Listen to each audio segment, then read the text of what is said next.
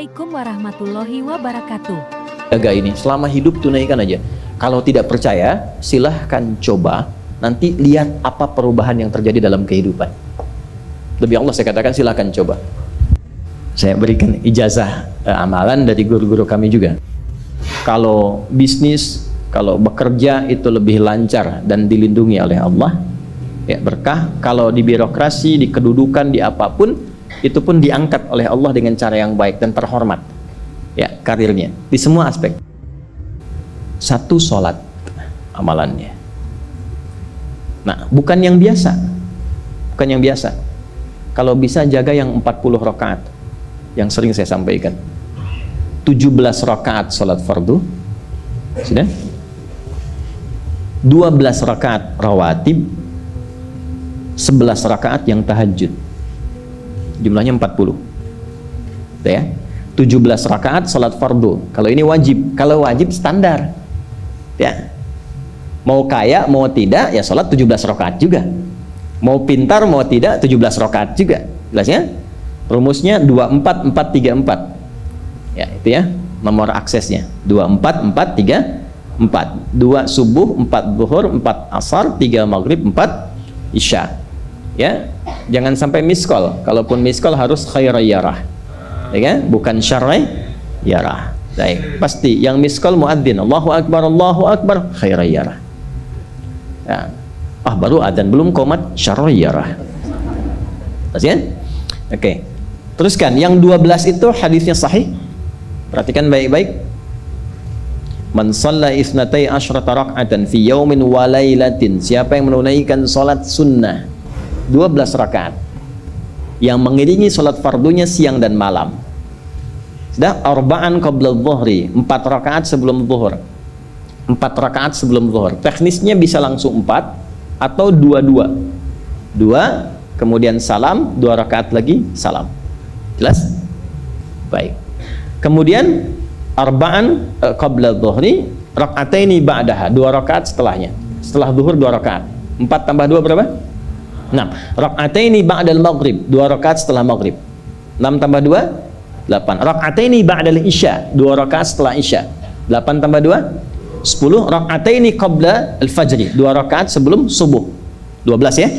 Nah, jaga yang 12 ini. Jaga yang 12. Kalau sebelum zuhur tidak memungkinkan 4, misal sebelum zuhur. Karena kasusnya bisa berbeda. Ada Ibnu Umar, Abdullah bin Umar radhiyallahu taala anhuma menemukan kasus berbeda, seperti Anda di kantoran waktu singkat saat Ramadan, kan?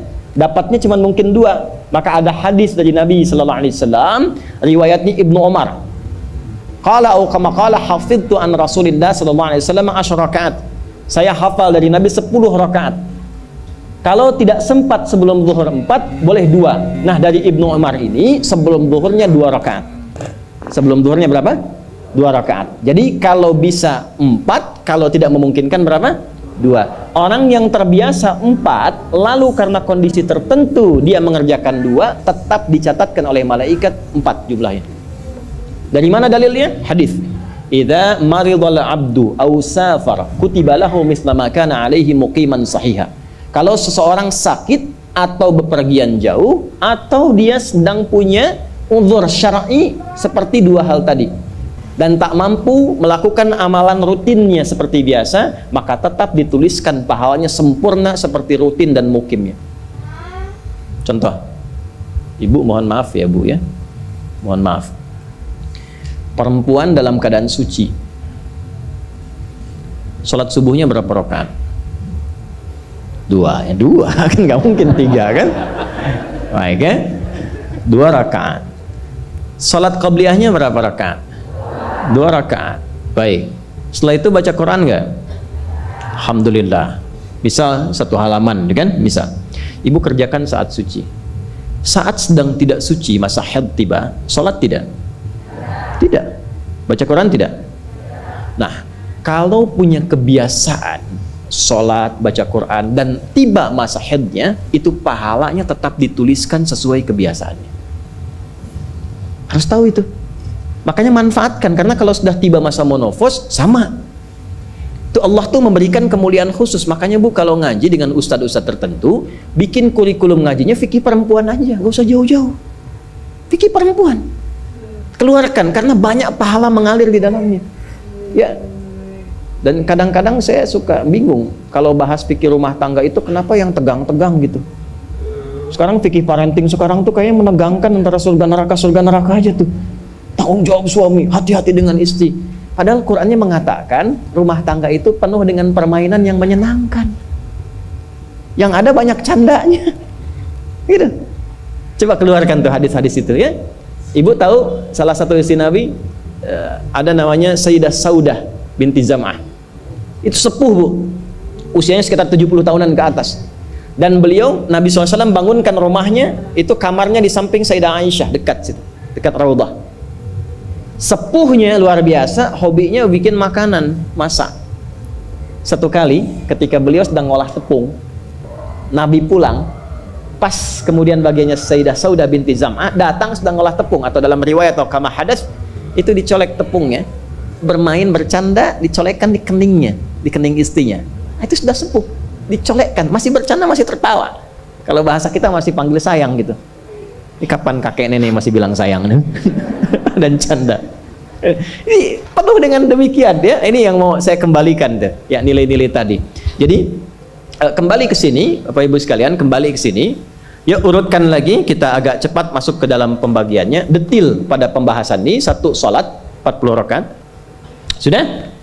Yang fardu sudah dalilnya, yang rawatib sudah, terakhir yang 11 rakaat yang salat malam. Ya, 11 rakaat yang salat malam. Nah, ini 11 rakaat ini bisa warming up dulu 2 rakaat tanpa baca surat Al-Fatihah saja. Di Allahu Akbar langsung Al-Fatihah. Tidak pakai iftitah, tidak pakai surat selain Al-Fatihah. Allahu Akbar, ya, a'udzubillahi minasyaitonirrajim. Bismillahirrahmanirrahim. Alhamdulillahirabbil alamin sampai waladhdallin, selesai amin langsung rukuk. 2 rakaat. Seperti itu. Itu namanya khafifatain. 2 salat ringan warming up untuk persiapan supaya hatinya itu bisa khusyuk, badannya bisa agak anget sebelum memulai tahajud. Barulah kemudian tunaikan 2 rakaat setelah itu, 2 rakaat setelah itu, 2 rakaat setelah itu, ujungnya tutup dengan 1. Ya, itu riwayatnya ada di dalam riwayat Abu Daud, nomor hadis 1367 dari Ibnu Abbas radhiyallahu taala anhuma. Ya, juga disampaikan dalam riwayat Ibnu Umar radhiyallahu taala anhuma ketika beliau mengatakan dari Nabi sallallahu alaihi wasallam, "Shalatul laili mathna mathna, fa idza khasya ahadakumul fajra falyutir rak'atan wahidah." Kalau pengen mulai tahajud 2 rakaat dulu sampai merasa enak. Dan tolong ingat ya, tolong nggak usah panjang-panjang dulu suratnya. Untuk berlatih 11 mulai dengan 2 dulu. Kalau belum sempat 11, 2 dulu. 2 rakaat aja, tolong mohon jangan paksa tambah 2 rakaat. Itu pun bangunnya jangan terlalu malam, jangan terlalu awal malam. Subuh jam berapa sekarang? Terjadi perbedaan pendapat. Oke, 4.25 lah ya, misal 4.21, 4.20 lah, pas ya. Misal kita ambil tengah-tengah 4.20, sudah bangun 4 kurang seperempat, jam 4 kurang seperempat. Karena hadisnya mengatakan ada persiapan sebelum wudu. Ya. Karena Nabi sallallahu alaihi wasallam adalah kebiasaan Nabi sallallahu alaihi wasallam idza staiqadha min naumihi, kalau bangun dari tidurnya fajalasa, duduk dulu. Duduk. Wa masaha biyadihi min athari naumi, kemudian menghapus bekas ngantuknya. Ya, menghapus jejak ngantuk dengan bagian tangan yang bersih. Itu kan butuh waktu. Ya. 4.15 bangun. Duduk dulu, atur alarm. Ya, alarm mungkin ya 3.15, 3.30 ya, kemudian jam 4 terakhir. Alarm pertama untuk mematikan alarm kedua siap-siap alarm ketiga sadar. Ya, kan begitu kan? Ya. Ya begitu, itu rumusnya. Nanti kalau sudah ayat tahajud masuk Al-Isra nanti saya jelaskan. Itu ada isyaratnya di Quran. Bukan isyarat alarm ya, tapi isyarat perjuangan kita untuk bangun. Jadi 4 kurang 15 itu adalah persiapan supaya jam 4 bisa wudu. Ya, begitu jam 4, thumma dhahaba ila shinin mu'allaqah, pergi ke tempat kemudian berwudu, tempat tertutup, wudu, selesai, balik lagi, kan 4.20 adzan kan? Misalnya 4.10 mulai sholat. Kalau 2 rakaat kan nggak lama-lama. 5 menit, witirnya 1 menit, 3 menitnya istighfar, nunggu subuh. Ya, bacanya jangan tinggi-tinggi. Al-Falaq, An-Nas, witirnya Al-Ikhlas. Besoknya Anda sudah bosan 4 rakaat. Ad-Duha, Al-Insyirah, Al-Falaq, An-Nas, Al-Ikhlas. Besoknya terus sampai bosan tambah 6 rakaat sampai konsisten 11. Jelas? Mulai dengan seperti itu, 11 tambah 12, kan berapa? 23 tambah 17, 40. Tolong jaga ini, selama hidup tunaikan aja. Kalau tidak percaya, silahkan coba, nanti lihat apa perubahan yang terjadi dalam kehidupan. Demi Allah saya katakan silahkan coba. Yang kedua Al-Quran. Yang kedua apa? Al-Quran. Kan ada 3 tadi ya? 1, salat, kedua Al-Quran. Jangan lewatkan 1 hari tanpa baca Al-Quran, walaupun hanya 1 ayat, walaupun hanya 1 ayat, walaupun keterlaluan sih 1 ayat itu ya. Alif Lam Mim dah. Pesan Ustaz kan 1 ayat, Nun dah. Okay. 1 halaman. Nah, biasanya begini, semakin banyak dibaca, semakin terjadi perubahan yang berbeda. Kalau ingin nguji begini, hari ini baca 1 halaman, besok baca 2 halaman.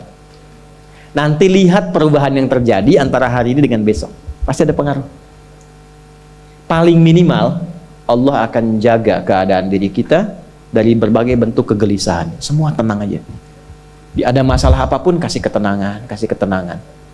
Dan ketenangan itu paling mudah melahirkan solusi. Jelas? Oke, 2 Al-Quran. 3 kira-kira apa? 3 apa kira-kira? 3 jaga wudhu. Gak pakai jaga wudhu. 1 sholat, 2 Al-Quran, 3 apa? Jaga wudhu. Apa dampak psikologisnya jaga wudhu? Tidak ingin batal wudhunya. Kalau orang tidak ingin batal, maaf kalau kebanyakan bohong batal tidak? Maksiat? Tuh, itu batal maknawi. Makanya orang punya wudhu itu pasti kalau dia selalu jaga wudhunya akan terjaga dalam kebaikan. Karena fungsi wudhu salah satunya mencegah maksiat. Itulah sebabnya setelah wudhu kita doa taubat. Coba selesai wudhu kok taubat? Asyhadu an la ilaha illallah wa asyhadu anna Muhammadan Rasulullah. Kemudian Allahumma ja'alni minat tawwabin. Ya Allah, jadikan aku orang yang selalu tobat, bebas dari maksiat. Itulah rahasia wudhu. Salah satunya menjaga seseorang dari perbuatan maksiat. Ya, tidak bermaksiat, jaga wudhu. Saya itu banyak bercanda dengan keluarga, termasuk anak-anak. Bercanda terus, tapi serius dalam 3 hal. Salat, Quran, dan jangan pernah bermaksiat. Itu kalau anak saya itu pegang, Bu, Pak, ini cerita aja ya, pegang mushaf nggak benar aja, itu bisa saya lempar dari jauh. Minimal saya teriaki. Pegang mushaf nggak benar, bukan nggak baca, pegang mushaf. Misal mushaf harusnya begini, misalnya dia pegang begini, atau taruh di atas paha, kaki, misalnya apa, itu bisa saya lempar dari jauh. Perbaiki. 3 itu serius. Ya, karena itu adalah sesuatu yang bisa merubah kehidupan kita, dan itu yang paling memuliakan kita dan dimuliakan kita dengan itu. Itu poinnya. Tapi yang lain kita bisa bercanda. Sholat jangan main-main, karena itu inti kebahagiaan hidup kita. Dan maksiat itu yang paling fatal mengantarkan pada, maaf, kehidupan akhirat yang buruk. Neraka itu kan karena maksiat. Nah, 3 itu ya, tolong jaga, nanti lihat perbedaannya. Silahkan bedakan rasanya, rasakan bedanya, dan pasti akan terasa bedanya.